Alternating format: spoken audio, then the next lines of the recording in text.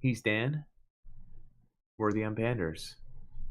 And today, we're going to rob a bank.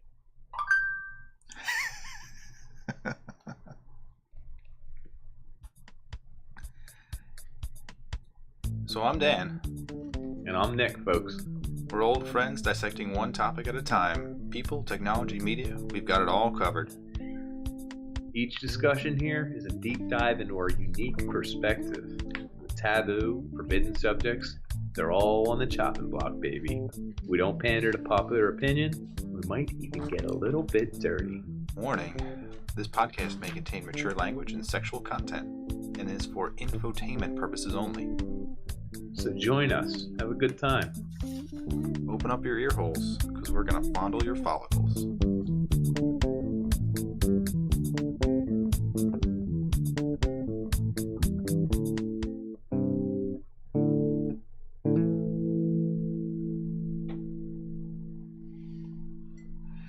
All right then. Woo! Let's get into it. Woo! Woo!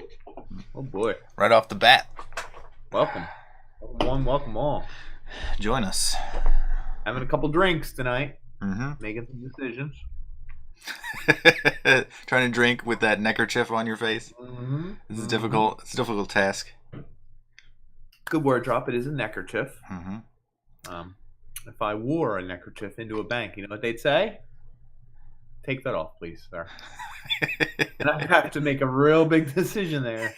Am I going to keep it on? Or should I take it off? A nice slow pause. You can't reach for anything near your waist or in your garments. Can't. Or if you had any of this right there, huh? Oh, give me the money. What's that? Is that a threat? That's illegal. Note. Once you do that, that's illegal. Yeah, you're threatening them. Yes, you have. You've officially become threatening. Now, what if I wrote on that piece of paper, "Hey, babe, like me"? That's not a threat, right? Does how I go? I'm not sure what to do. What if it's a question? It's like, would you like to give me money? Oh, that's a good question. Huh. Well, does that put the blame on the cashier then? The teller?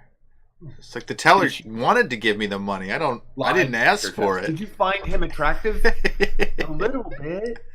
It was so weird.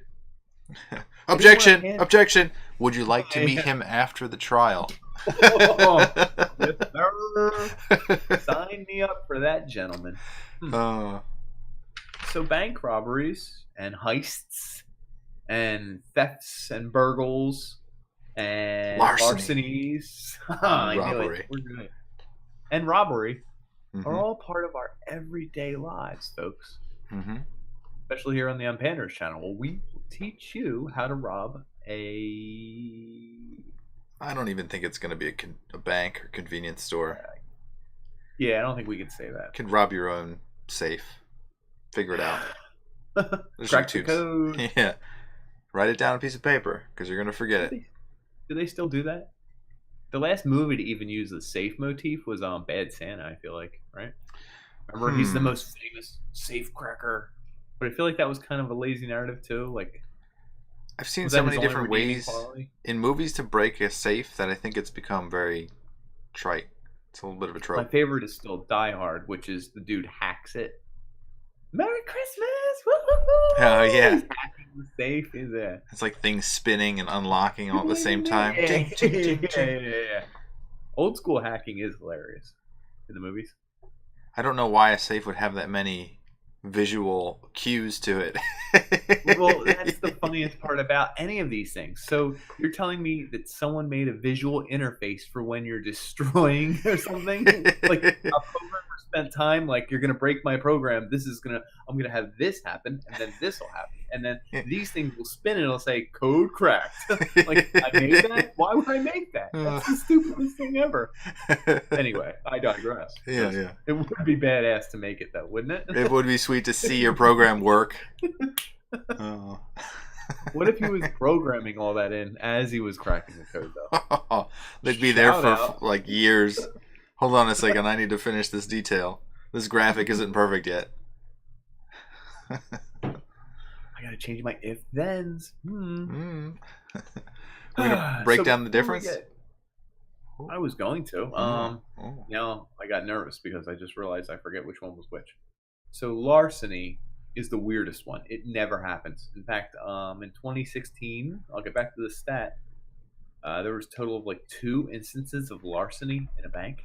Is that because they can charge them with something harder that conflicts? Maybe I guess partly, but also I think it's stealing something while people are present.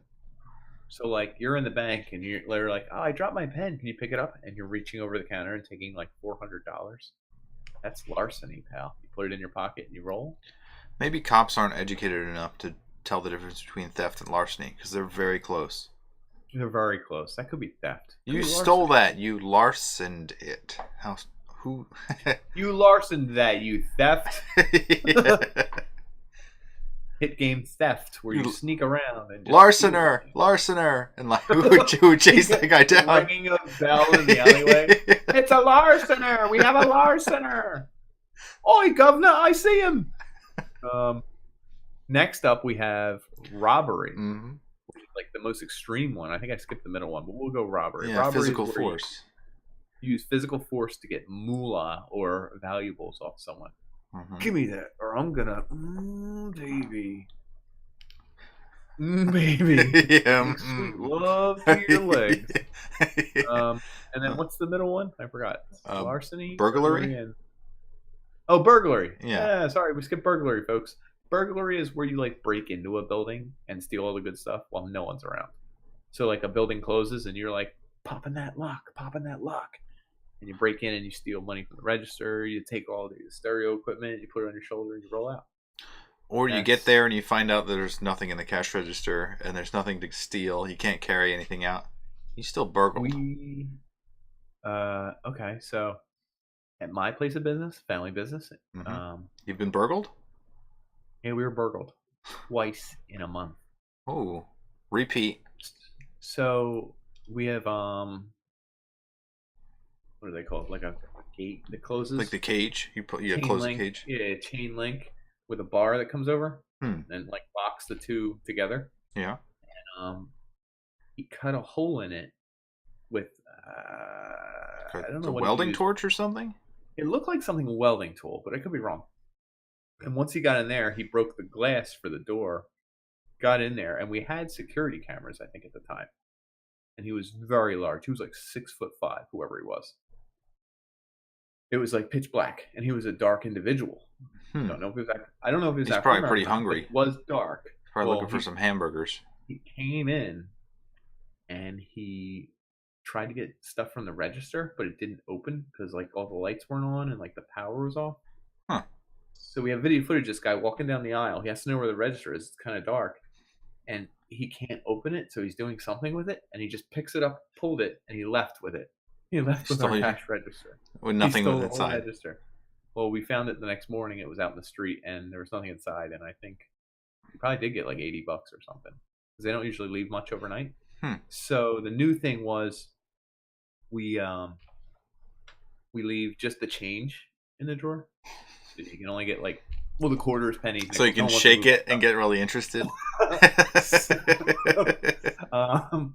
So whoever it was, the cameras weren't working at the time. I think broke in a second time because we were between figuring out how to fix the old hole and like we just put a new door in and everything. Opportunity. Broke everything again and came in and just pulled the register off and realized there was nothing in it because we leave it open too. And just threw it on the ground, and it was very disappointing. And then we had to buy a new register because at that point it was totally broke, not just sort of broke. Yeah, it was like all the way broke. And he only made off with like probably less than $1 because he left all the quarters and stuff. I think he was really mad. And yeah, it feels bad to have your stuff burgled. Yeah, like because you're not violated. There. Yeah, like wait till I'm there. Bring a gun in and demand my money. Then I feel like it's like a face-to-face interaction. Like we know each other. Like he just wants my money, dude. That's cool. It's not like a burgle thing. I'm like that could be to anyone. I'm scared. You want to point at him in a lineup? Feel like you get redemption in trial? Yeah. I don't even need to point to him. I just got to know him on the street. You got me. I see you. I'm watching where you live. Seeing what you drive. Seeing what you're driving. So there is a difference between all of them. So they didn't catch any of those guys, even though you got one on camera and dimly lit. Oh, dude, it's no so chance. bad. It's so dimly lit. This is the thing. The police came in, and my mom goes, "Do you think they'll fingerprint it and then ID everyone in the area?" And I'm like, I don't think so. And then when he came in, I was like, wait. And I was like, did they dust for fingerprints? They looked at the footage. I was like, we have the footage. It's in the back. Like I was like saying it to be like cool, like hey, cop. Hey, we got some footage. It's over here. He's like, we don't need it. I was like, okay. And then my mom was like looking. He's like, did he fingerprint yet? I'm like, I don't think he's gonna fingerprint, Mom. I don't think he's gonna fingerprint. And he was like, you anything? I was like, he could have been 6'4"-ish. And he was like, mm-hmm. And I was like, could have been African American. He was like, mm-hmm.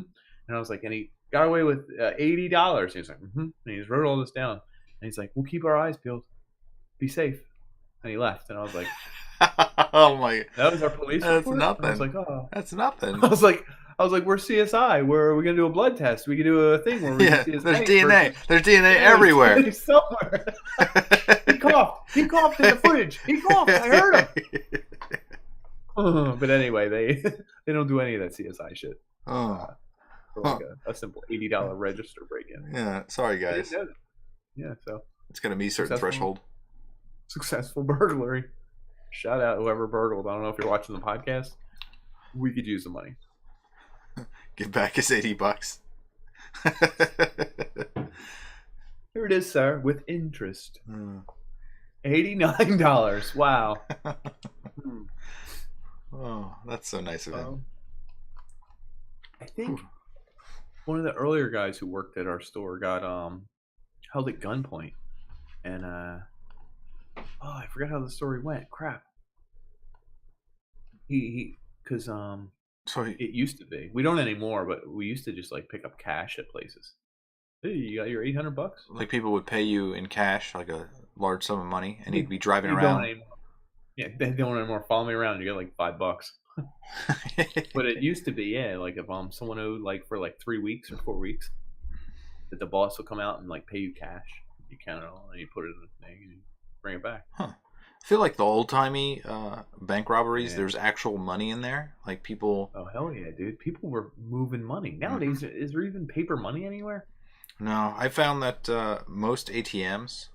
I know this because it's like the CVS is around me. For some reason, people... Is it 3,000? It can be... It's usually below 10,000, but it can have up to 200K. But I doubt it has 200K. I thought it was they limit each individual to 3,000. And they held under 10K. It would make sense that they don't keep as much money in the ATM, because I started reading about how they'll have money in the ATM, which is responsible by the bank to refill. So the bank has a little bit more money than that. And then the bank has these like kind of like safe houses. These they call them like chest banks or cash hoards. Are they in the bank somewhere? Sometimes they're in the bank. Sometimes they're like at a faraway location, but nearby. Okay. So it's like undisclosed and it's like heavily guarded. So like people aren't scared to go to the bank because they don't know that it's like it's heavily guarded, or that they don't even have guards there because the cash is really like down the street somewhere. But the CVS's in my area, it's like rampant. Like people will drive a car through the front because the ATMs are right on the ATM. Mm-hmm. They'll just try to yank it out. Like they'll like tie it on a tow hook or something and just yank it out of there and just ride away with it. So Breaking Bad, you saw that, right? Did they do the same thing in Breaking Bad? I don't recall this. The old couple, or the couple that kidnaps Jesse Pinkman. They have an ATM in their house, and they've been trying to break into it for like weeks and weeks and weeks. And I feel like they have a kid they disregard. It's so long since I've seen that.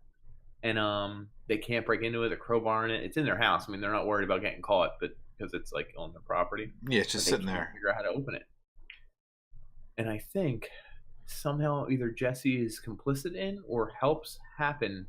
The ATM falls on one of the people holding him hostage and crushes his head.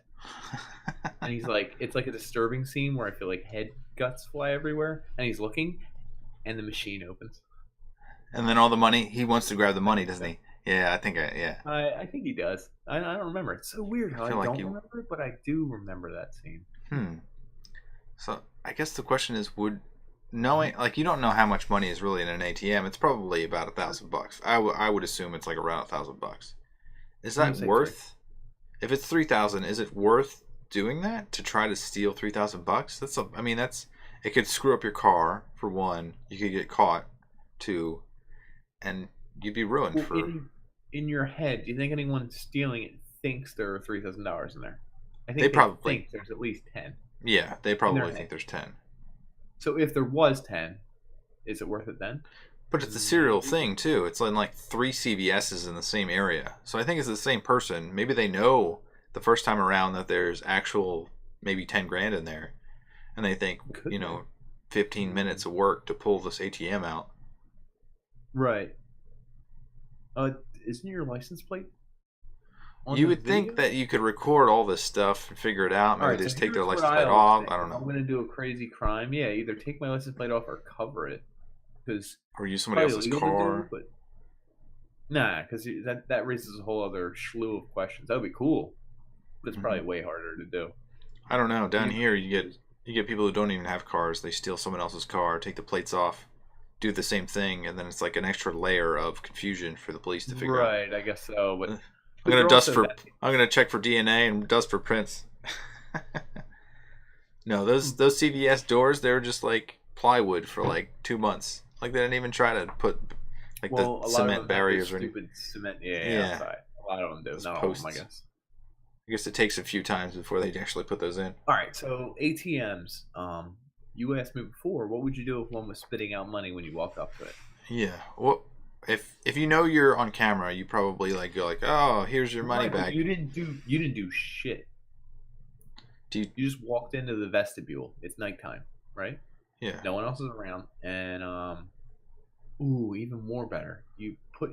It's before you even put your card or your PIN in. You just walk into it. There's just a wad of cash right down the bottom. Yeah. That's a tough call because I don't think anybody can prove that you took a wad of cash. Like if you take out you're on tape. That vestibule is definitely taped. Yeah, but if it's already there, just sitting there, right? Then you didn't do anything, right? Are they really going to blame you for taking the cash that is sitting? Oh, it's technically a public space, right? At that point, technically it's the bank space if it's still in the vestibule. If it was a drive-up ATM and it was there, that's public space? Is that free money? That's their driveway. They gotta get the snow out of that bad boy. City don't do it. What about like cash on the side of the road?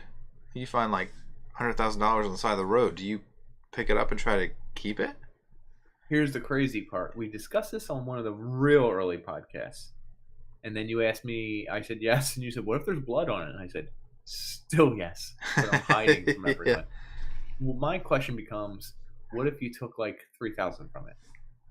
Then it's like, I didn't take it all. I don't know if that's make you feel a little bit better. Yeah.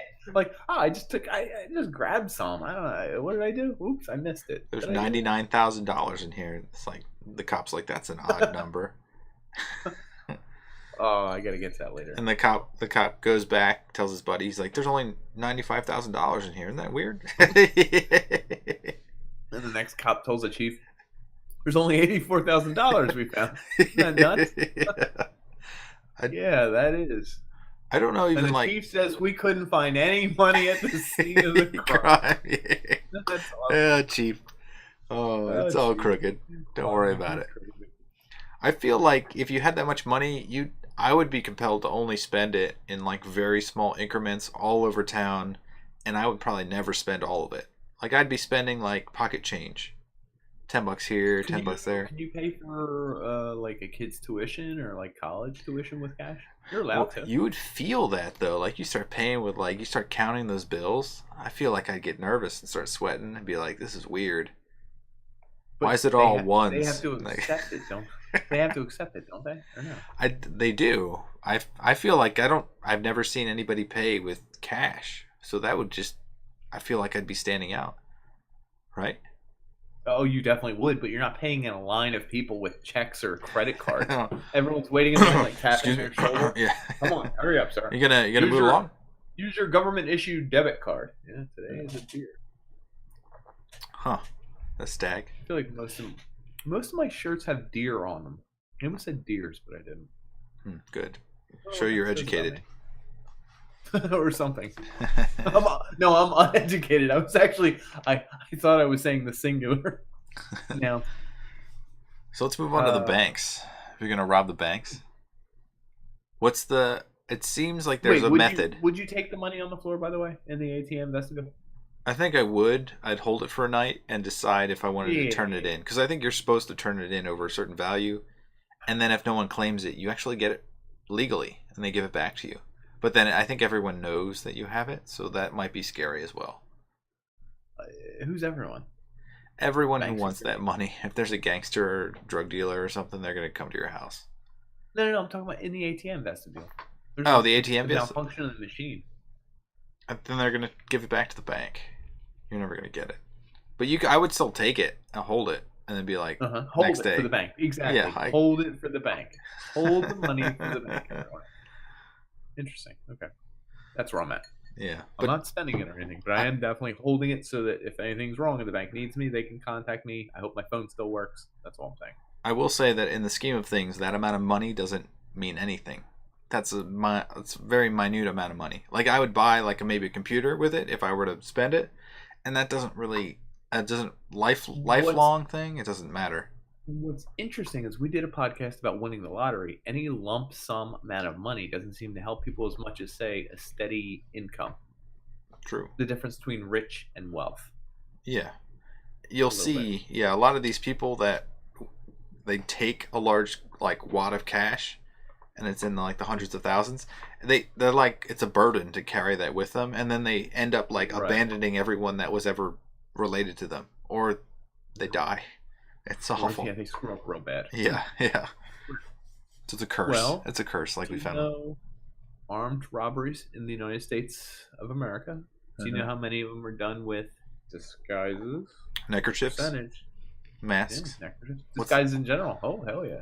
Oh, I would say it's got to be high. You got to be smart, I think, you got to be dumb not to do it. Right. Probably like 80%? No, it's lower than I thought, but it's over 50. It's 60%. Okay. Of armed robberies.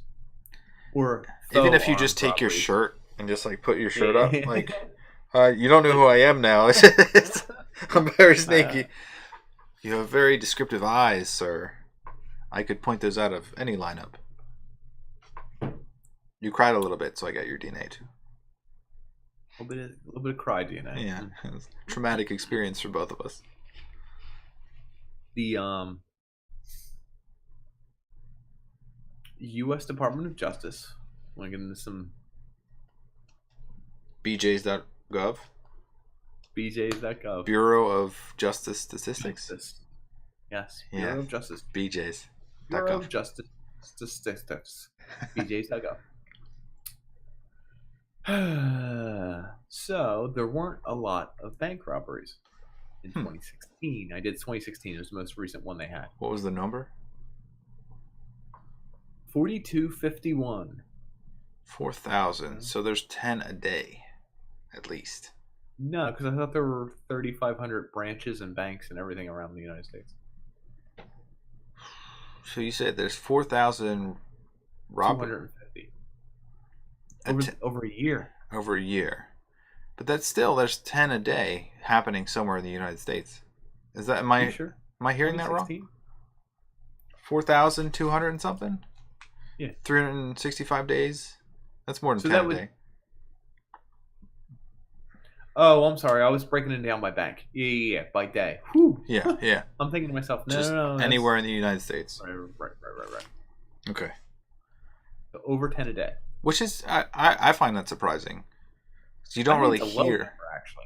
Because I think of Oklahoma. How many banks are in Oklahoma? I mean, there's a lot of banks. 300. So there's got to be over 400 banks in Oklahoma alone.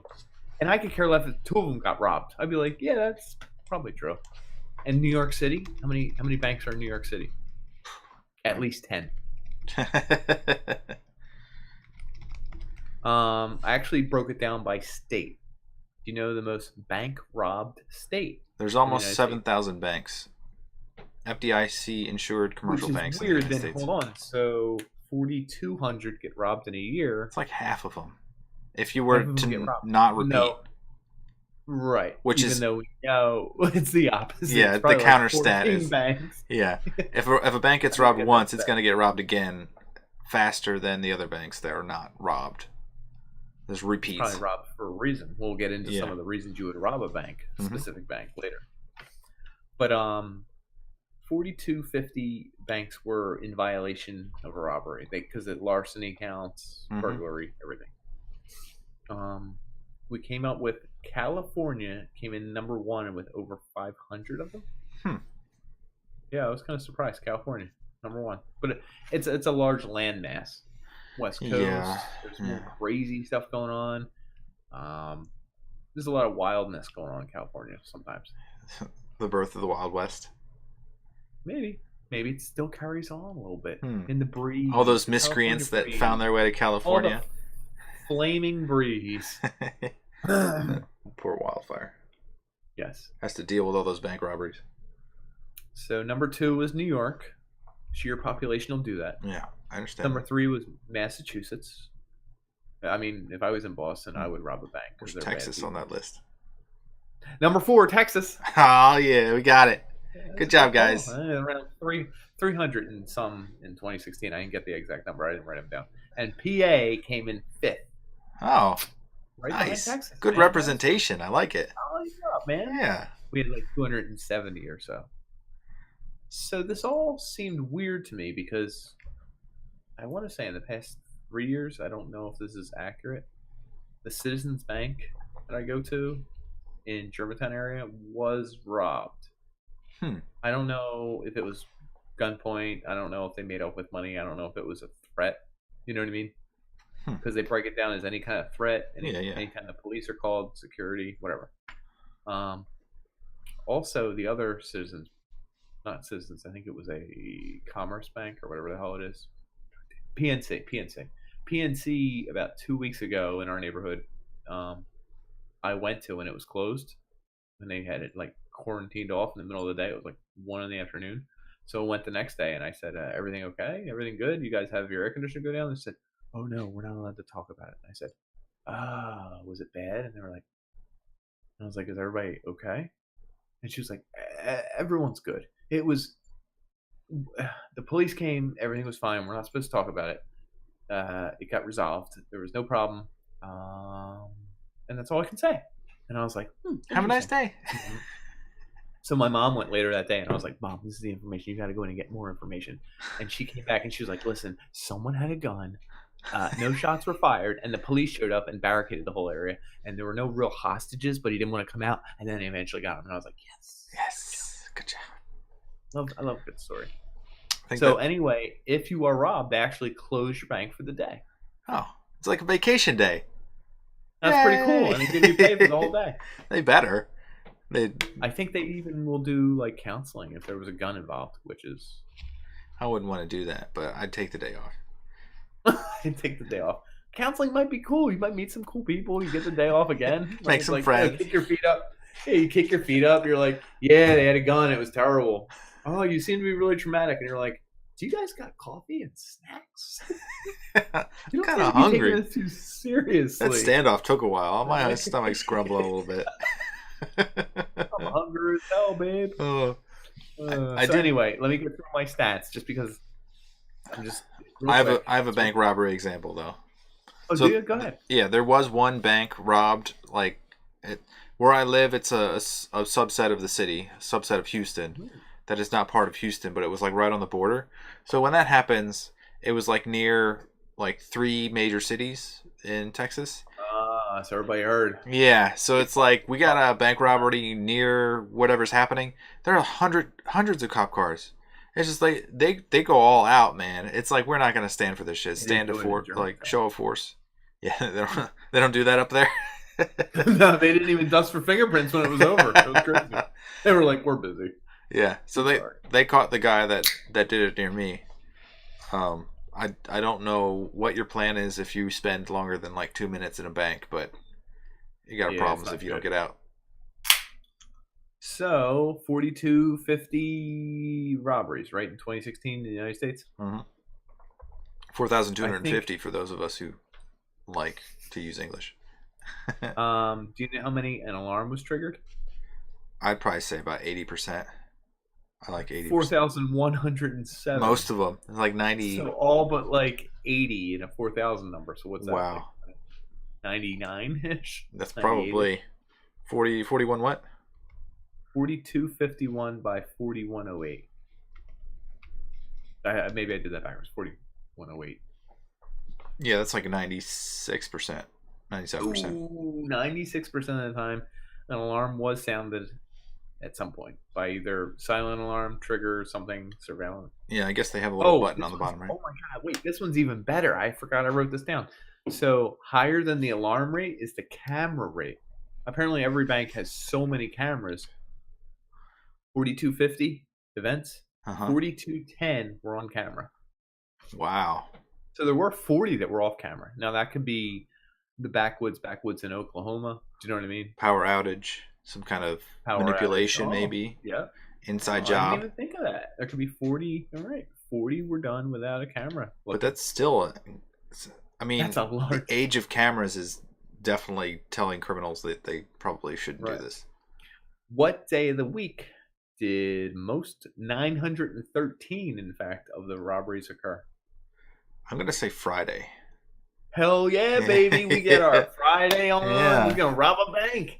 It's like everyone's like Thursday, one more day of the week. Everyone's like Friday, rob a bank. It's time to enjoy the weekend. Get your money. It's the freaking weekend, baby. We got to spend. Yeah, and I only said Friday because there was one guy that his MO was to steal from a bank on Fridays only when it was late in the day because they're open that extra hour.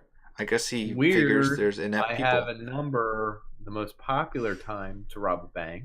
On Fridays? Well, the most popular time in general. It's probably like 9 to 11 a.m. First, That's the time to do it. Early morning. No, not the first. Because you know what the least popular time to rob a bank was? 6 to 9 a.m. You gotta. So let me tell you, the least time to rob a bank. It's hard to get out of bed. 9 a.m. But the most popular time to rob a bank is 9 to 11 a.m. Huh. So there's like this window where the robbers are like, it's too early to go in. Let's just give them an hour or two. Just make sure they get all the money there. They're pooling the money. Yeah. But we want to do it before noon. So we gotta get in there. Yeah, get in there, get out, and let's enjoy the weekend. Least popular day, Sunday. Huh. 51 robberies happened on Sunday. Are banks even open on Sunday? Maybe that's why. But I thought it was more for church. I robbed this bank, but I got to go to church. Yeah, sure. So, weapons were threatened in 2360. That's over 50%, but not by much. Yeah, slightly above. Okay, weapons were threatened. A weapon or firearm was actually used or discharged in 590 instances. So what's that, about 10? A quarter of that? They don't even have...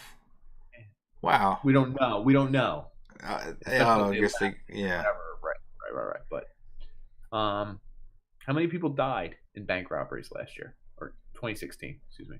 I'm going to say it's probably under 100, right around 70. It's way under that. Really? It's in 1 to 2% of instances. 8 total deaths.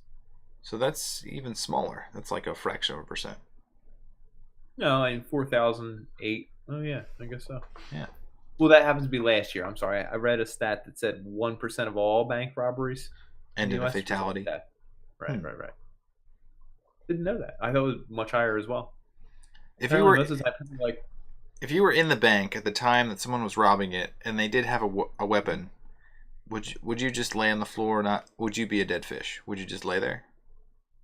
There's something I do in my life that I think I would probably end up doing.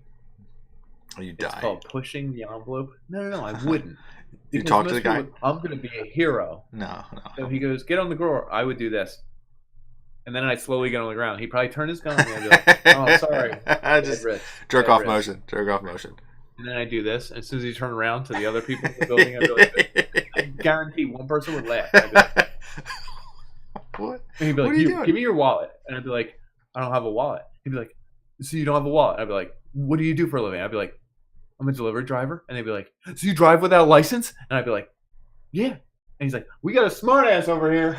And I'd be like, "You're my hostage." Bank. Yeah, you got to rob the bank. You got 30 seconds left. You got 30 seconds. You better do it. You should have told him I'm a professional bank robber. And then I'm a pro. You want me on your team.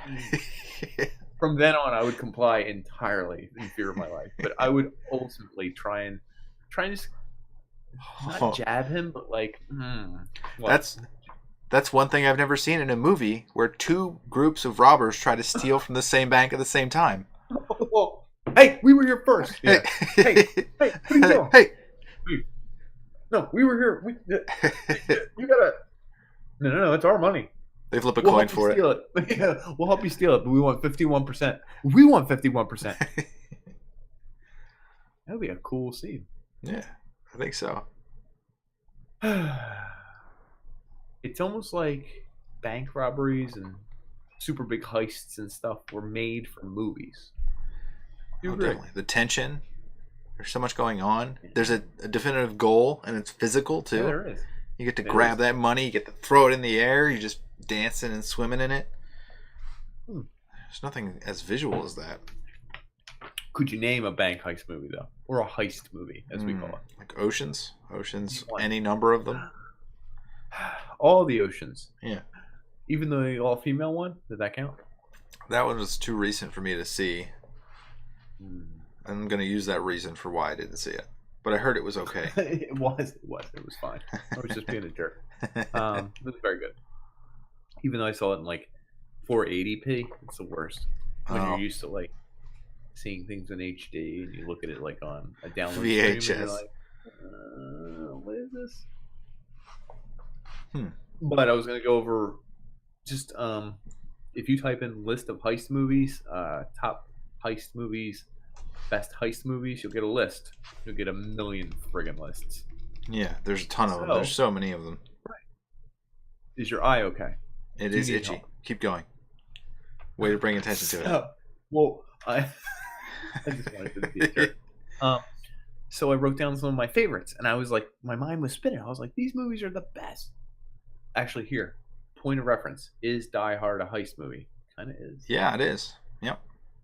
Maybe that's why we all love Die Hard. It's an action movie. It's a heist movie. It's a comedy. It's a dramedy. And it's got a little bit of like documentary. I think that's what Bruce Willis did when he was like 28, I think. Someone said it really happened to him. I love that. Nagasaki Plaza. Yeah. It's a real place. And he really... Anyway, I don't know. Someone look into it. It might be in the corrections next episode. But I started Googling heist movie, heist thing, movies about robberies. Bottle Rocket, 1996. Hell yeah. I forgot it was a heist movie because it's a goddamn comedy, right? Yeah, I guess in the end they do a terrible heist and gets them all busted. What were they trying to steal? Were they trying to steal? I don't even remember. The movie was it was the worst. So comedic, movie, but it was good. Yeah. Is that the only movie Owen and Luke are in together? The Wilson brothers? That's a good question. It might be. You can look it up while I keep going. So before that, we have Heat. De Niro and Pacino. It was actually a decent movie. I mean, it's like way over the top. The Bank Job came in there, 2008. Point Break, 1991. Who the hell doesn't love Point Break? And it's kind of a heist movie. Yeah. I mean, it is and it isn't, but it is. Tower Heist starring Eddie Murphy and Ben Stiller. Best movie I've ever seen. I've never seen Any cinephile will agree it's an Emmy winner. Terrible. Good thing I've never seen it. But whatever. It was bad. I've got the Owen and Luke Wilson ones. Okay. There's 4 of them. How about you? Oh, can you give them to me? Oh, wait, I know them, so hold on. Bottle Rocket's one of them. Okay, give me a hint on you will know the next one. It was kind of funky. It has to do with a family. They play tennis in it, and I think there's a scene. The Tenenbaums. Yep, yeah, Royal Tenenbaums. They're both in that. It's cool. Yep. And then there's 2 other ones that you will never know. Apparently, Around the World in 80 Days. No, and the Wendell Baker Story. Apparently, Wendell Baker was not that famous. Nor his story. I was going on with some more movies, but how about The Usual Suspects? They consider it a heist movie on this list? I don't, but it kind of is. It's badass. Like, They were stealing. Remember, they worked together to steal. I forget what the hell it was from Kobayashi. I They don't were going even. to steal from Kobayashi, That's such a and one good. guy was like Yeah. a sniper. One guy was a taxi guy. They snuck the guy in the taxi. I forgot about that. Reservoir Dogs '92. How about this one? Even more recent, very recent. Inception. Literally, it's a Hmm. movie about stealing shit.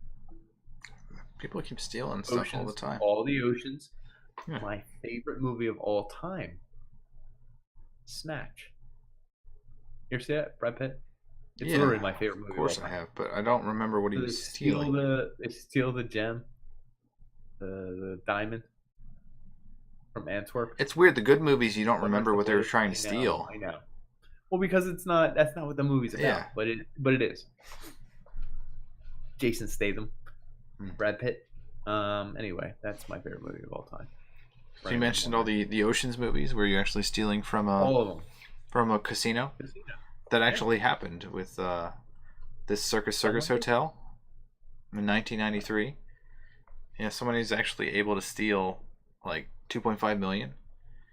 He knew a window where he could shovel money into a van and take off, as he stole an armored truck. The interesting part of the story is that he took off, and then later on he found a woman to spend time with, and the woman was in on it with him. Like, she knew he had stolen money, and then he ditched her, and he left her in a sleeping bag with like $1,000. Hell yeah, he paid her though. I mean, he didn't leave her empty-handed. And they never a cab ride home with that. Yeah, or arrested. 3 meals a day in a penitentiary. Oh, prison episode dropped. So they caught her, but never him. You never caught him? Never caught him. He's shout out my man. Toting around a U-Haul of $2 million cash somewhere. He wasn't in a Dunbar armed robbery, was he? No, this is Loomis. Armored truck. Okay. Interesting. Do you want to get into famous ones? Yeah, let's do old-timey ones. Real quick, I want to finish up movies by saying heist movies is probably the best category. Yeah, because I think it can encompass comedy. I don't think horror or heist movies, but comedy, dramedy. There's romance. I feel like there's teamsmanship, room for action. Definitely action. I feel like a lot of 80s, 90s movies we love. Like a Swordfish. There's like unique. There's an obvious beginning and an obvious goal, and then it's like, how do you get there? Is free form, and it's understandable. Like Swordfish, they take the bus and then they use a helicopter to lift it and try to like land it somewhere. But I don't think it worked out for them very well. But no, but I think there's I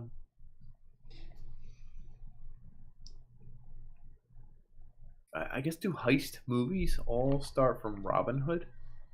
You never feel bad for the people being heisted, do you, ever, in any of these movies? A lot of the people that I looked back on, like the historical figures, they always kind of refer to them as a Robin Hood, even though they never gave to the poor. Yeah, right. Wait, it's never right. Robin Hood is a two-part system. I rob from the rich, I give to the poor. Mm-hmm. But when we look back and call anyone Robin Hood, really just has to fulfill the first part. I just steal from the rich. Yeah, I didn't give back. I was getting to the Robin Hood part. Yeah, I was getting there. Yeah, I promised a lot. Do you know about D.B. Cooper? Did he come across him? Oh, yeah, I did. He hijacked a plane, and then somehow he was able to get money because he hijacked the plane. I guess did he land? 2.5 million? Is that weird that I didn't look him up and I came up with that number? It's not a huge number, but it's a huge. I had this tab saved and I deleted it because it wasn't a real bank robbery, but it is a heist, I guess, because you are stealing a plane. Right, and large amounts of money, sort of. The curious thing about it was that he was able to get the money and jump out $200,000 in ransom, which is equivalent to 1.2 million today. He was able to jump out somewhere in the Northwest, and they never found him. Yeah, that's nuts. Yeah, he had a parachute ready. So my guess is he died, but I don't know. I mean, I don't know that you'd ever know. It's like, I didn't know there were 4,000 bank robberies in the United States every year. Have I ever been involved in one? I would assume that there's almost none because I never saw one. D.B. Cooper, did he escape? Maybe. No one ever found his body. You'd think Right. they would That's have weird. found his body. And the money. Yeah. More importantly, Someone right? cares about Who that found the 200 money? grand. In, what was this? 1979? 1971. Good eye. Oh, I thought you did that by heart. I was like, that's incredible. I read 1971, and Was then it for some reason that was... 71? 71? It was that long ago? Yeah. Mm-hmm. I had a teacher. I did a night class. It was 3 hours straight every. Was it every week? Yeah, because it's 3 credits, right? Yeah. Sure. Um, Me and my friend Dan, not this Dan, not Dill Dan, The other took it Dans. together. Yeah, the third Dan. I have 3 Dans in my life. God bless me. Um, One time we drank before class or during break. I never do this. I never drink during class. Like I always just go to class. I do good. We had a 20-minute break. We were near Grotto's, and we sprinted to Grotto's, did 2 shots and 2 beers, and came running back to class. And I remember the teacher started talking about DB Cooper, and it was the weirdest thing. He was going off, and I was like, "This guy's obsessed." It was a history class, and I was like, "Holy shit!" And I remember turning to Dan and being like, "It's DB Cooper." I just remember because He he was is like the DB perfect Cooper. age and everything, like something about him. And he was The like, sketch. he never got away. He got away, and I was like, "It's you." I felt like it was a usual suspects moment, but I think I was drinking, and I couldn't stop laughing. But so to this day, I pronounce his name and mix it with DB Cooper, and I will sometimes text my friend Dan and be like, "Hey, it's so and so Ooper." You know, it's a joke. Good joke. It's a good joke. I like the part where you sprint back and forth between the bar and class. It was easy to sprint there, but when you have all that liquid bouncing in your belly, it's terrible. It's And a I've little never tricky. realized I had to sit for another hour to listen to him lecture. You gotta pee. It's terrible. I had to pee. I was uncomfortable. I was just drunk enough where like it wore off after like 10 minutes, and I was like, ugh. See, you have respect for staying in class. I had one class I didn't like at all, and I was hungry. Yeah, well, no, I went for the first 5 minutes, and then I'd go downstairs, get something to eat, take a piss, take a dump, come back. Oh, Last 5 minutes of class. I think I got a C in that class. Who cares? Dumbass class. That was a delicious quesadilla every day. I'll take that. So back to bank robberies. The first one, The first one? Holy crap, 1831. Yeah, the City Bank of New York. Someone actually got away from the City Bank of New York. They stole $240,000. 245 to be exact. Back in that day, that was a lot massive. of goddamn money. That must have been like a Federal Reserve almost. That's badass. That was Shout out whoever. The origin. I don't know if they caught them or what, but who keeps records? Crazy? The more we talk about this, the more I advocate Rob. Yeah, the more you think I can get away with this. No. I don't want to do it. I don't think it's worth the risk for me. Mm-hmm. But if someone wants to do it and be successful, I almost be like, yeah, good job, dude. If they can do it nowadays, that'd be impressive. Right, with cameras the way they are. Yeah. I'm not advocating it at all. We can talk about the history. No, I'm not advocating it. Yeah. I'm sorry, history. Let's get into the history. Back in the day, before we get to current day things going on. So there's like the Billy the Kid. Actually, I don't have Billy the Kid. Wow, that's weird because I thought he was like the number one bank robber, right? Looked him up. I read a really good story on him. So as a 13-year-old who got big into reading, like I would read books. I loved reading. I thought he was just a gunfighter. Did he actually steal? I guess took me away to a gunland adventure. Like I love that stuff. I thought he was a big bank robber, chasing trains and all that.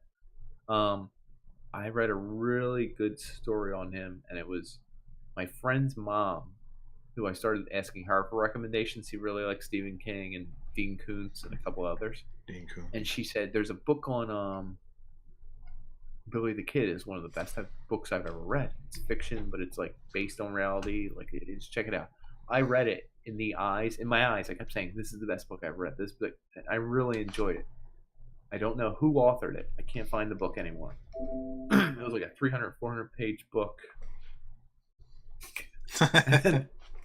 And it left an impression on me. Like I still feel like the way the sunset went. I feel all this stuff. Huh. And I was like, Billy Kid was awesome, and he got gunned down, and it was crazy. So I looked him up today for the bank robbery thing. Never He stole didn't from a rob bank. one bank or one train. That's what the ding was for. Oh, it was a correction. It was a I was like, damn. So back then, I thought he was a bank robber. I probably read this story and realized he's like the most just misunderstood, crazed kid who just wanted to do his own thing. And once he started running from the law, he could never stop. I thought he was just a good, he was a good gunslinger, and that was his thing. But I think he did something when he was 17 that got him illegal, and he just started running, and was good at running and good at shooting and good at being friendly with people, and he had this personality. And then all of a sudden newspapers were printing, and all of a sudden now he's running further, and police are chasing him, and now he has no choice but to shoot back and do this. Yep. I think it was a little bit of a romantic story. I don't know. So that I'm gonna say that there's two different time frames here. Jesse James came earlier than the three I'm gonna mention after him. Bonnie and Clyde, John Dillinger, and then George Babyface Nelson. Babyface. These the later ones are all Depression era, so they get stuck in a situation that they need to fight themselves out of, and they start robbing banks to feed themselves because they came from poverty. Yeah, and a lot of the successful ones were ones that formed a gang, so they had multiple people helping them rob banks and take the money and trying to find things to do with it, I guess. But then they also get turned on, and they get ambushed, and that's generally how they die. They lose a couple members of the gang, and then people start turning on them, and then everyone knows where you're going to be at X point next. Yeah, they end up getting ambushed. I think half of them got shot in the back by somebody just because they trusted them or didn't expect it. So that's a summary of all of those: Jesse James, Bonnie and Clyde, John Dillinger, and George Babyface Nelson. Good summary. I mean, we could also mention that technology wasn't the same, so there was no cell phones, no wireless alarm system. There was no. The FBI was in its formative years. What are you going with the FBI here? What are you saying? So FBI was formed in 1908 after the assassination of a president. But part of that was also because there was interstate stealing, larceny, burglary, theft. All of that was happening. I know those things. Yeah. I feel like they happen here on this. I like it. And when these people would steal from a bank, they try not to kill somebody, but they usually did end up hurting somebody. And then when their gang members got caught, they would attack the jail. So they would break them free. And that's why the jailbreaks were very popular at the time. I did read that. Interesting. Yeah. So the government at the time said that we can't allow people to just break people out of prison. That's ridiculous. So they that's illegal. That's downright somebody illegal. Arrest them, and they're like, "Well, he just crossed state lines. I'm not allowed. We're gonna let him go. It's not my jurisdiction. I'm sorry. I'll give you my jurisdiction." So they formed the FBI to track down interstate. They call it commerce, but it's illegal activity over state bounds. Oh, ooh, shit! You got a broken watch? No, it's right now, but it'll be right in 12 hours. No, that cheesy joke. So of the statistics that you have on bank robberies, you didn't cover the clearance rate. How many of those that actually succeed in stealing from a bank get caught? Ooh, please fill me in. I actually didn't 100% know, and that was what clearance was. Okay. Yeah, so 60% clearance rate, which is actually fairly high for a crime. So 40% of the people get away with it without ever getting caught. I mean, in the time frame that we've seen the crime happen and up till now, which means they're still hunting for them, but probably not going to find them. Dust for prints, little DNA. Who knows? $80. Find DNA in it. Yeah. So it is pretty risky, especially with all the cameras. So. Ba-ding. Did we go live? So I came across a thing moving forward in bank robberies. Clay Toomey? No. This is in 2012. Recent. Yeah, pretty recent, because he also did a Reddit AMA, Ask Me Anything. he was a small-time bank robber. How many times did he do it? Did he say? He claimed countless. He lost count. That's bullshit. He's full of crap. So there were at least 4 accurate depictions of him doing it and getting away with it, corroborated. Could be up to 6, could be 8, could be 10, could be more, but you know what I mean? Yeah. No one's 100% sure. There's a guy on a criminal show that did it 3 or 4 times, and he turned himself in after the 4th time because he was stealing from banks that were like a block away. They were in his neighborhood. He just got a thrill out of it. Maybe it's the same guy. It could be. Did he use an MO where he just slipped it on a piece of paper and said, "Give me some cash right now"? Yeah. Maybe it's the same guy. Because they just gave him the cash and he'd grab it and run. Well, not run. He'd slowly make his way out of the bank, and hopefully that they didn't hit the door locks. The doors and all that. Yeah, probably the same guy then. This must be the same guy. All right. So he has.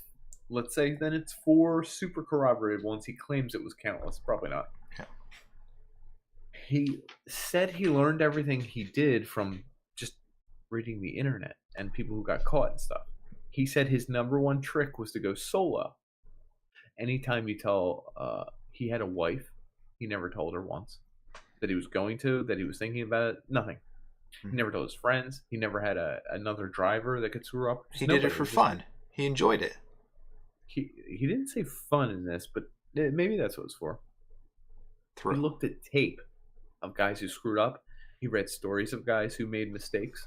He's actually fairly educated about it. He knew what was going on and what to manipulate. He said he would go 5 to 6 months before he was going to do it and just scope the place out, look what's going on, and that was the only time he would go in. He'd get to know the tellers and kind of understand what they... Yeah. So he said tellers on average have no more than $5,000 to $7,000 disposable at their the till, whatever it's called, the thing in front of them. Yeah. Because the banks figure that's their magic number. If they have more than that, they're losing too much money. But if they have less than that, there's a chance that someone robbing them could open fire, and they would lose more money because who wants to go to a bank and get shot and killed? No. They worry about the bloodshed. They're like, no one will want to go to my bank if many people are mauled and killed and shot. Yeah. So it's bad for business. So it's all numbers. Yeah. And if you were to go to a bank and try to withdraw that amount of money, they would say, come back later, pre-plan it, tell us you're going to come in. They'd make a meeting so that they pulled money from a different location. Yeah. Okay, that makes sense because I guess otherwise I wouldn't have it. Yeah. His other rule was he had no weapons and no actual threat. Yep. The note never said, "Hey, give me the money, or I'll fucking kill you." Can I have the money, please? Right. Would it be possible if you could? So here's a funny story he told. I don't know if this happened in the podcast. This is in the AMA. He said the funniest thing he ever did was he asked for the money in the till, whatever it was. And it was a woman. She said, "Okay, I'll give you everything." And she gave him all this money, and he said he swear he could see money still. Right? In the till. Said, yes. And he said, "That's not all of it. Give me everything else." And she looked him in the eyes and said, "Sorry, that's all I have, honey." Sorry. Oh, she's being ballsy. Right. And he said, that was ballsy. So he just took the money. He's only got 30 seconds. He's got to get out of here. Yeah. He's going to walk, go to his car, which he did not park in the parking lot, though every bank he robbed had a parking lot. So it was room to get away. It wasn't on an island itself. So he would walk through the parking lot and go to his car. Anyway, they eventually asked him about all his robberies, everything else. They had video footage of this one. They said, we recovered, $4,900 from this robbery. And he said, no, it should be $5,000. The number, $5,000. And they said, no, we have $4,900. And he said, no, it should be $5,000. And they were like, check the tape. The woman with the till kept saying, no, honey, that's all I got. She was found to have stolen $100 bill and keep for herself, and she was fired by a robber. A bank robber got her fired. And I was like, oh, damn. That's cold, man. He was like, she did something. I'm telling you. Well, she stole it, and she got fired. So shout out. Man, yeah, I don't even want to mess with that kind of sneaky. That's messed Yeah, up. I wouldn't do that. Although we were doing a little bit of that with the ATM thing. Like when all the smoke clears, let's say there's like a couple hundos flying around because he threw them. There was a fight, he hit an old lady, Yeah, and he's got falls on the ground. fingerprints all over it. I don't know. Easy money. I think about it. I think about it. I don't know. Did you hear about what was his name? John Dillinger. He actually Jake Gyllenhaal. He was the actor in Brokeback Mountain. Dillinger. He actually went to a plastic surgeon who fixed his face, and then afterwards he wanted to remove his fingerprints. So they use this stuff called caustic soda, which is actually sodium hydroxide, to burn off his fingerprints. So that was one of the methods he used to avoid capture. No kidding. Yeah. Did it work? It does remove your fingerprints. I will say that. You've done it? Is that what you always Yeah. So many banks robbed. What a crazy, wild thing. Yeah, caustic soda. All right, so here's a question for you. What's that question, Nick? He's got it on his sheet. He's got a nice paintball. No, that's mine. This is your. Someone bought this for my kid at Mortal Kombat. And I was like, we don't need to buy him this. So if you go into a bank with this, is this illegal? I don't think it is. It's just weird. It's not correct. So if I go into a bank with this, is that illegal? A Nerf gun. That's correct. Is it illegal? I don't think so. It's brightly colored. Orange tips, brightly colored. So hold on. If you rob a bank with a fake gun, a Nerf gun, is it more illegal or less illegal than robbing it with a real gun? I think the intent makes it the same, right? Close. It's not the intent. If this gun, this fake gun or fake weapon, a baseball bat that has fake nails in it, then maybe it's a rubber bat with rubber nails. Mm-hmm. If it strikes reasonable fear into the other people involved, you will be tried as if it was a real weapon. If it has orange tips, reasonable fear is the quote. Reasonable fear. Okay. So if I reasonably fear, because I'm not staring at it, I can't tell 100% if that's real or not. I'm not a specialist in fake guns. Orange tips usually kind of throw you off. The little orange trigger. It looks like a toy. This is a toy. Something that had black handle, black tip, black everything else. I don't know. That's a little more fear, yeah. That's why people make toys the way they do. Other thing to note is no matter what item you have, let's say it's this, even with the orange tips and everything, if I hit you with it during a robbery, that's considered deadly force. Huh. Even if it doesn't look reasonably fearful. Another crazy thing, let's say I had a dildo in my hand. A big old 9-inch dildo. Average size. You look at that and I threaten you, hey, give me all the money or else. Like, it's not around. Reasonable fear. Not reasonable fear. If I hit you with it, it becomes a deadly weapon. So don't hit anybody. That's why hold on. That's why you hear all the crazy stories every year where woman assaults man with Chinese food or something, like, you know what I mean? And threatens his life. Where if it becomes a death threat and you hit someone with something, it becomes a like a big deal. A super. So don't hit them with anything. Like, man was threatened with ramen noodles. Death imminent. You read the story in the news all the time, and you're like, what? How did someone get threatened with ramen noodles? Huh. Did you hear about the various robberies we're going to talk about here? All the ones that actually succeeded and failed. Individual robberies. More recent ones, yeah. I talked about the casino robbery. The Crusades. Yeah, that was like the 1600s. Right? Sorry, I garbled that one. Sorry, my hearing is going. No, casino robbery. Oh, casino. Yeah, the one with the girlfriend who got caught with $1,000 somewhere far off, and the guy made away with $2 million. Brian Wells. You mentioned this guy, the pizza delivery guy. Oh my God! He delivered a pizza to some remote location, and then was forced to put on a collar which was explosive, and was told to rob a bank or it would detonate. Yeah. Handed a Sad note. story. Yeah. I don't think he made off with very much money. It was less than $1,000, and Mhm. they had it on live TV. He was sitting in front of a bunch of cop cars, pleading with his life, and Please, then please. the collar Take my life. exploded. There was a Netflix special about it. Evil geniuses. Or evil genius. Yeah, I don't know if it was so much genius, but It kind of was at first when you think about it, because they say a woman was involved. I know this is terrible. This is a pro-feminist podcast, but they're saying Marjorie Deal Armstrong, who was incarcerated for the thing, was I think she had a boyfriend and another boyfriend at the time, and she kind of convinced them to use their plans and used them. So she used someone to rob a bank. They said that there was a 3-person team, and he was involved in the team, even though he got killed. The crazy thing was that the woman was nuts.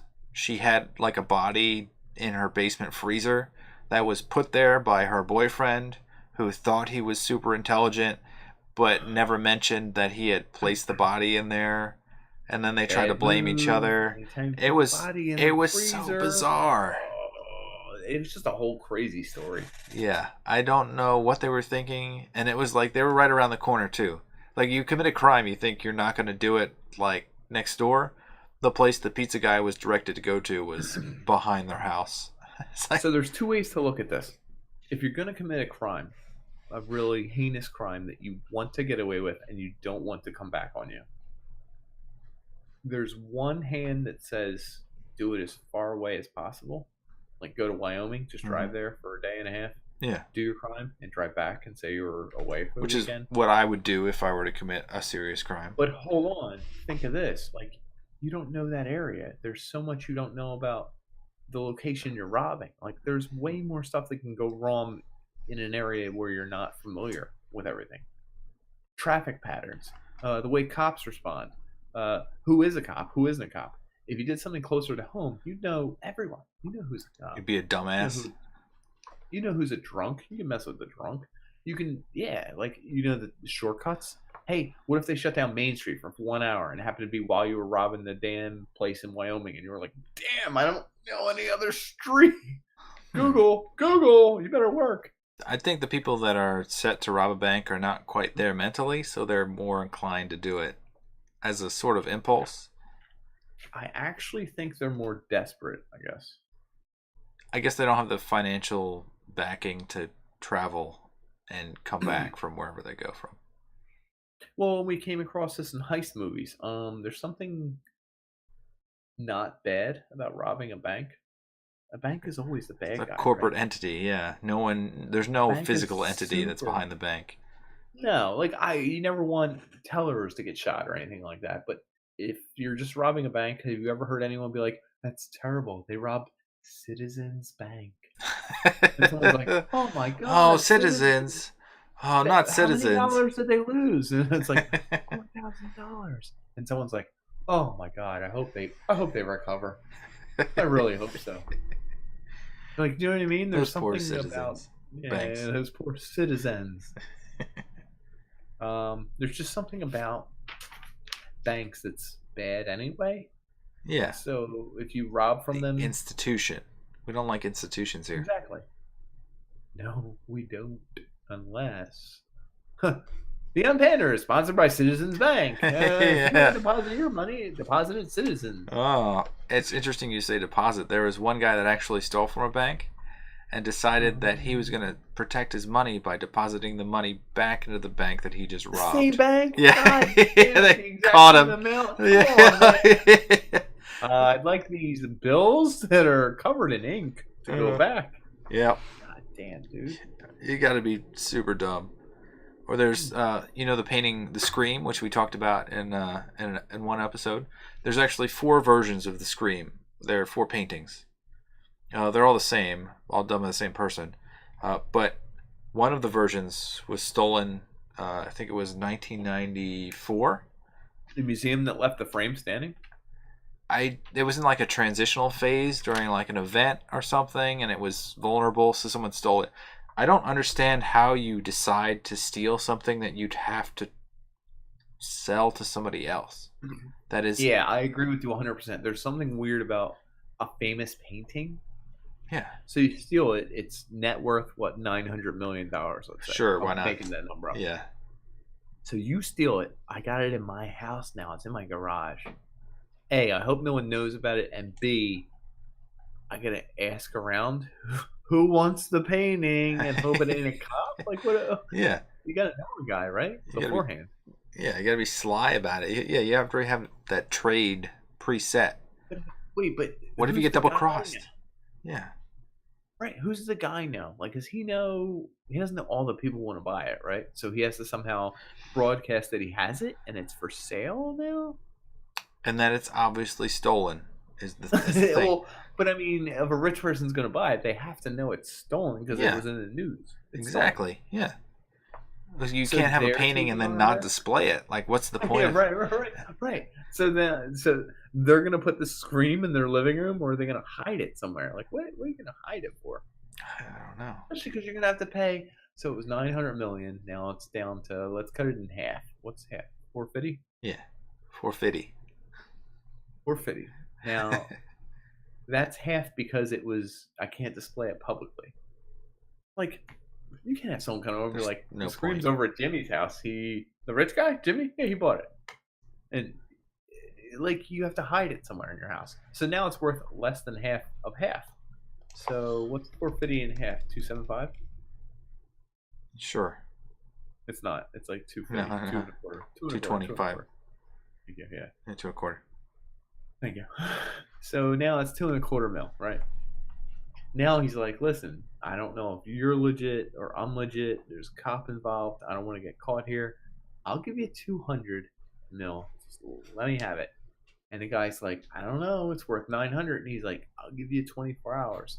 And he doesn't get back to you in 24 hours. Now it drops to like 100. I don't know. I'm just saying, what's going on in the black market?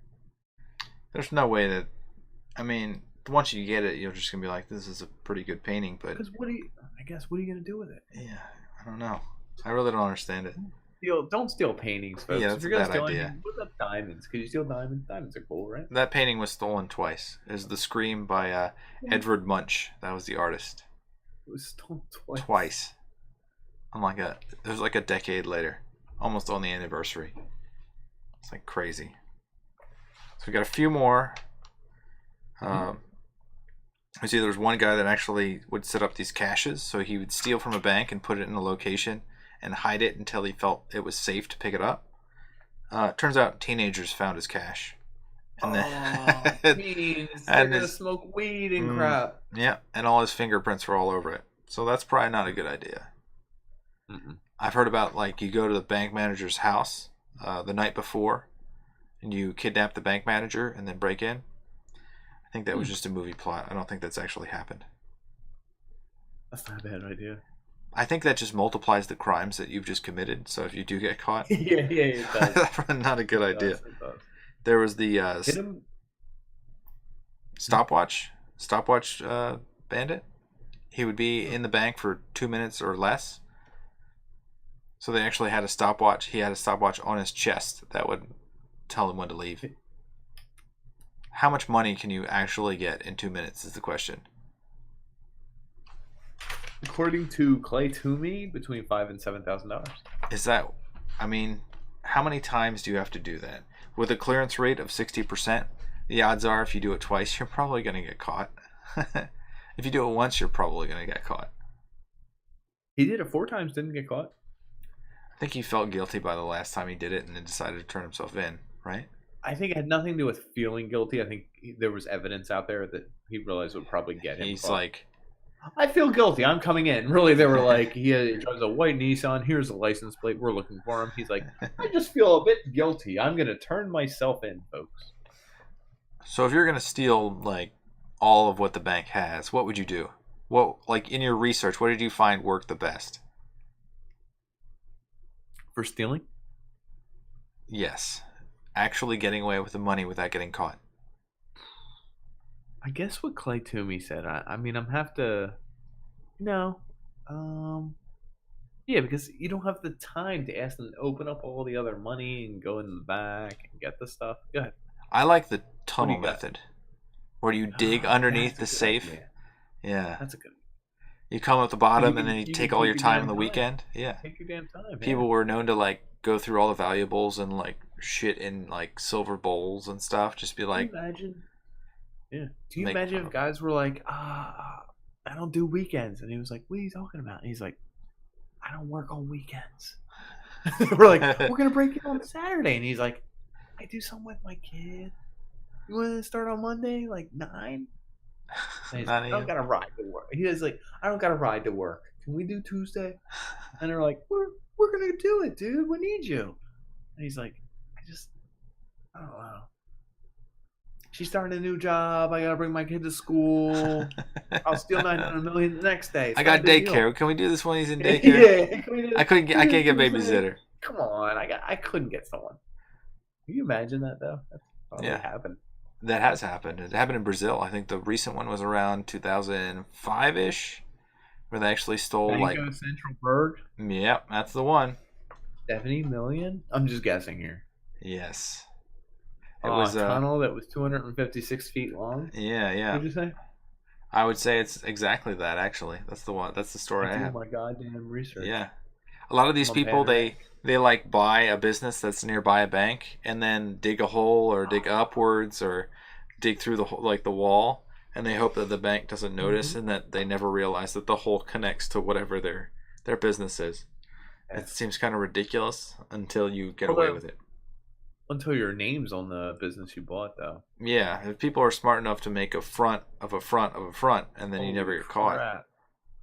Oh, I didn't give that secret away. Sorry. Good idea. Mm-hmm. Good idea. Damn good idea. Yeah, I would. Yeah, the tunnel method. Plus, you get to take your time. Who wants to feel rushed? That is the nice part of it. Yeah, Mm-hmm. I agree. I mean, 2 minutes of joy isn't really worth it most of the time. That's what most kids say. Yeah. What about most creative? One that was just like smart. You didn't come across. There was an armored car.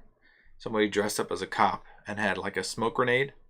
So when they were stopped, he threw the smoke grenade under the car, and then the cop pulled up and said, "Oh, your car's on fire! The armored car's on fire! You gotta get out! You gotta get out!" And then as soon as they saw the smoke, they jumped out, and then he jumped in the armored car and drove away.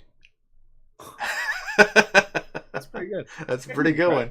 Yeah, I'll give it to him. That's pretty intelligent, and he didn't get caught. Credit. He never got caught. That guy. Shout out that guy. But like, are you a person who does that once and that's it? Like, he just decided at 48 he was going to do it. He did it, and then he never did anything weird again. And now he has like $138,000 sitting around somewhere. Yeah. Well, you're stuck with a whole pile of cash. If you're smart enough and you actually know, that's one thing. It has to be an inside job. You need to know how much is on that car.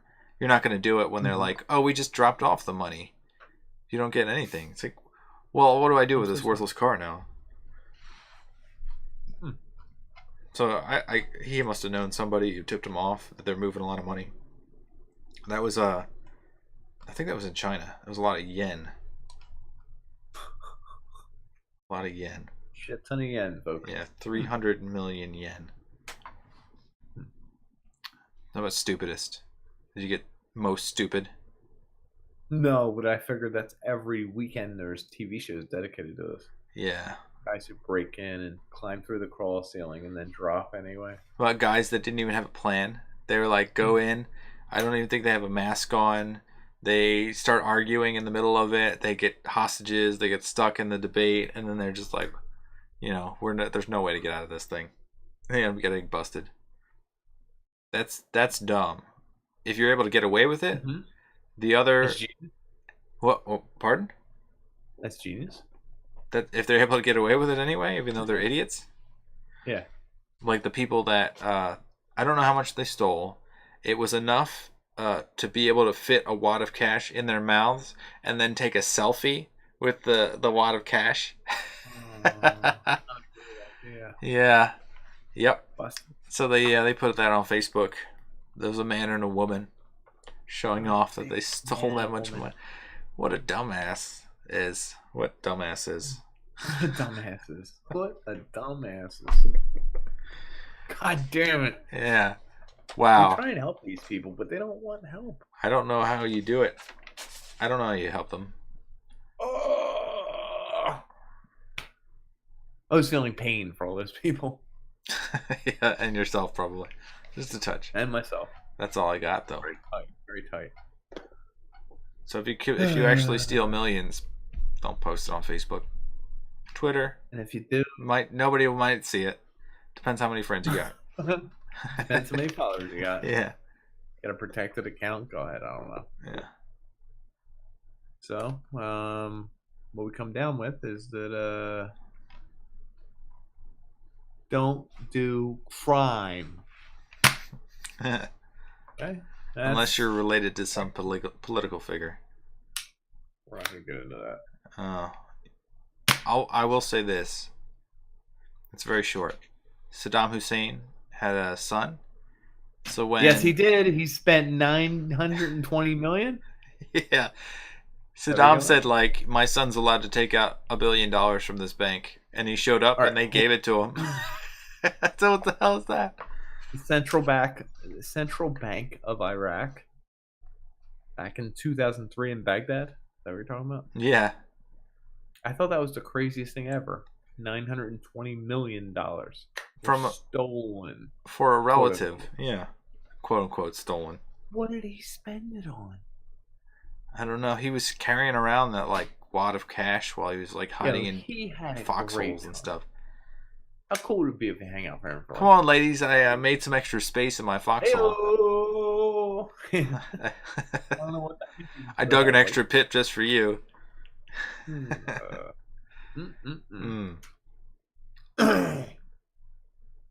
Well, folks, it's that time again. Time of night where we say goodbye.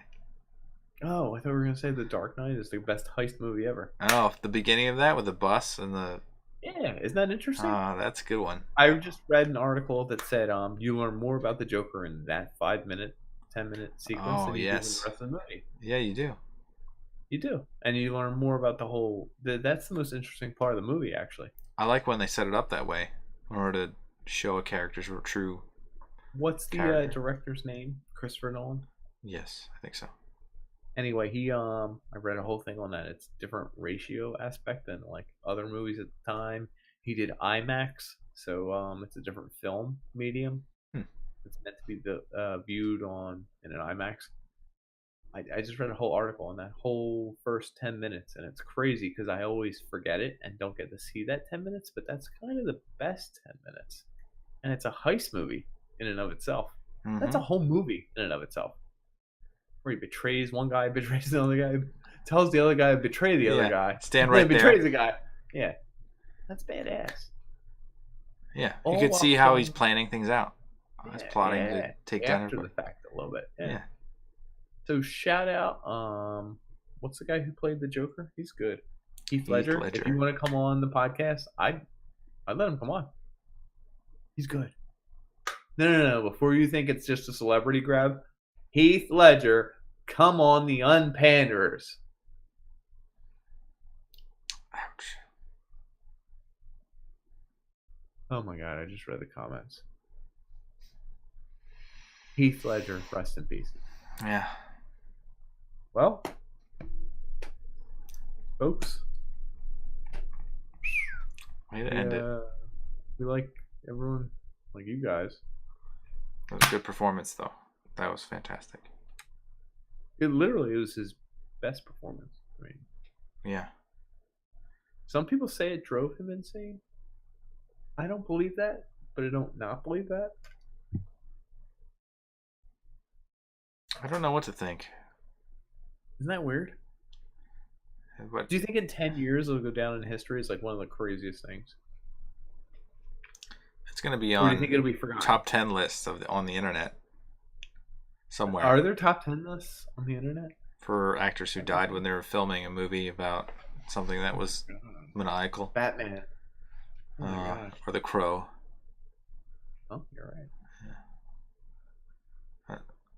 Well, folks, we like me. Like me a lot. Like me a little more. Just try. Get to know me. See you all later. Love you. Good night.